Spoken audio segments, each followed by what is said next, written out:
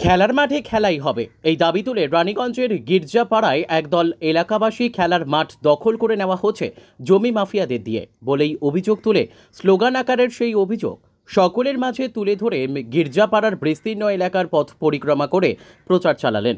তারা এদিন গির্জাপাড়ায় খেলার মাঠ রক্ষার দাবিতে মিছিল করার সাথেই দাবি করলেন এ নিয়ে পূর্বে বিধায়ক সৌরভ আলীর সাথে অভিযোগ করায় সেই সময় মাঠ দখল রুখে দেওয়া হয়েছিল। সেখানেই এবার গোপনে জমি অন্যের নামে করে খেলার মাঠের জমি মাফিয়াদের দানপত্র করে বিক্রি করে দিয়েছে বলেই অভিযোগ। স্থানীয় এলাকার বাসিন্দা মলয় রায়ের দাবি ১৫০ বছর ধরে খেলার মাঠে খেলাধুলা করে আসছে গির্জাপাড়ার বাসিন্দারা।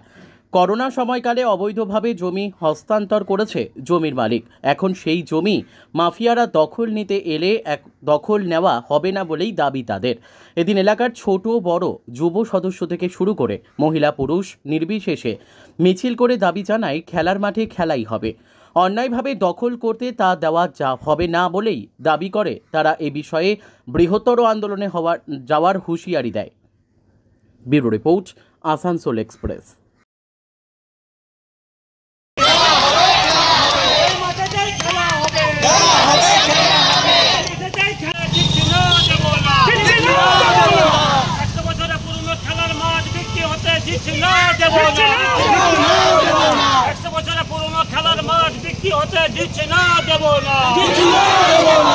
এটা হচ্ছে এই মাঠটি, এটা মানে ১-১৫০ বছর পুরানো।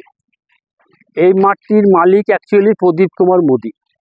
উনি এই এলাকায় যত প্রপার্টি উনি বিক্রি করেছেন, তো এলাকার স্বার্থে উনি এলাকার সাংস্কৃতিক অনুষ্ঠান, খেলাধুলো, হ্যাঁ, এইসব প্লাস আপনার এই যে পিছনে লোকালয় হয়েছে, তাদের অ্যাম্বুলেন্স যাওয়ার রাস্তা, বিপদ আপদ মানুষের বিপদ হলো, পেশেন্ট, আগুন লাগলো, ফায়ার ব্রিগেড, এই সমস্তের জন্য এই মাঠটা আমাদের খুবই গুরুত্বপূর্ণ।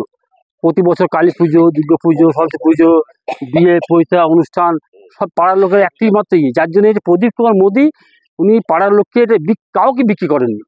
তো এটা ২০১১ সালে একবার এটা বিক্রি করার চক্রান্ত করেছিল জমি মাফিয়ারা। তা আমরা তখন প্রতিবাদ করেছিলাম। তখন আমরা সমস্ত থানা, পুলিশ, এমএলএ সমস্ত জায়গায় প্রতিবাদপত্র, মাস পিটিশন আমরা পাঠিয়েছিলাম।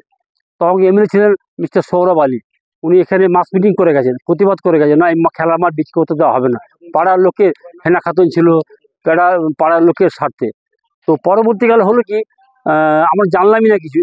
করোনা পিরিয়ডে এটা আন্ডার টেবিল জমির মাফিয়া যার আছে একজন, হ্যাঁ, সেটাকে কেনার চেষ্টা কিনেছে মানে কি, আমরা দেখলাম ওটা কেনেননি, ওটা দানপত্র করেছে। দানপত্রের আইন হচ্ছে আপনি ব্লাড রিলেশন ছাড়া বা দানপত্র করা যায় না। তো এতটা ইলিগাল লোক মাফিয়া, উনি দানপত্র করেছেন জমিটাকে। দানপত্র করিয়ে যা কেউ জানে না, এটা পারমিশন করিয়েছেন। কিন্তু মেন হচ্ছে দখল, আমাদের পাড়ার লোকের দখল। এটা এত বছর পুরনো দখল আছে, আমরা কোনো মতে এই মাঠ আমরা ছাড়তে পারি না।